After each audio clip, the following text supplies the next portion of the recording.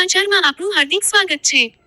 ડભોઈમાં આંતરરાષ્ટ્રીય મહિલા દિવસે બ્રહ્મકુમારી કેન્દ્રના નવા ભવનનો ગૃહપ્રવેશ. ડભોઈ ખાતે આંતરરાષ્ટ્રીય મહિલા દિવસ નિમિત્તે આધ્યાત્મિકતા અને સેવા ભાવનાનો સુંદર સમન્વય જોવા મળ્યો.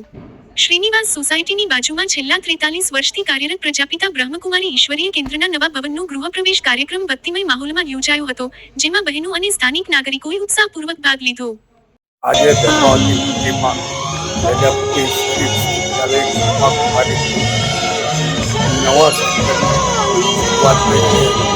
પ્રવેશ સાથે જ મહિલાઓનો સન્માન સમારંભના કાર્યક્રમ અંતર્ગત આજે ચંદ્રિકા દીદી પધાર્યા છે. પૂજ્ય દીદીની જેટલી મહિમા કરું એટલી કમ અને છે. વડોદરા અલકાપુરીના આ ભવન બન્યું છે એટલે હું તો એમના માટે નગરપાલિકાના ખૂબ ખૂબ દિલથી કારોબારી સહિતના નગરના અગ્રણીઓ પણ ઉપસ્થિત મોટી સંખ્યામાં રહ્યા છે.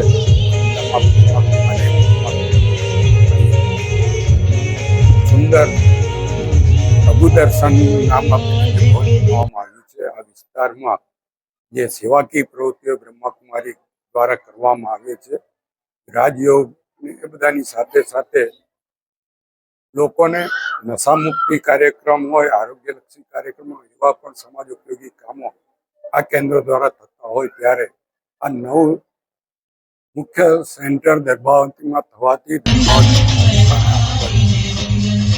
ખૂબ મદદરૂપ થશે. લોકોને માનસિક સ્થિતિ આપવાનું કામ પણ અહીંયા થશે અને સાથે સાથે એવી હું અપેક્ષા રાખું છું. સુંદર આ ભવનનો ઉપયોગ વધુમાં વધુ લોકો અહીંયા કરે એ આપના દ્વારા બધાને વિનંતી. જય ઓમ શાંતિ. ઓમ શાંતિ. આજે 8મી માર્ચ મહિલા દિવસ નિમિત્તે ડભોઈ ઉર્ફે દર્ભાવતીમાં એક સુંદર કાર્યક્રમનું આયોજન થયું.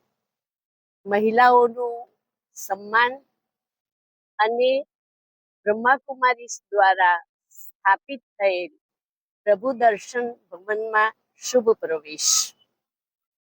વ્યક્તિના જીવનમાં એમ કહેવાય ધરતીનો છેડો ઘર. આ એક એવું ઘર છે કે દરેક આત્માઓને પોતાના સત્ય ઘરનો પરિચય આપે છે.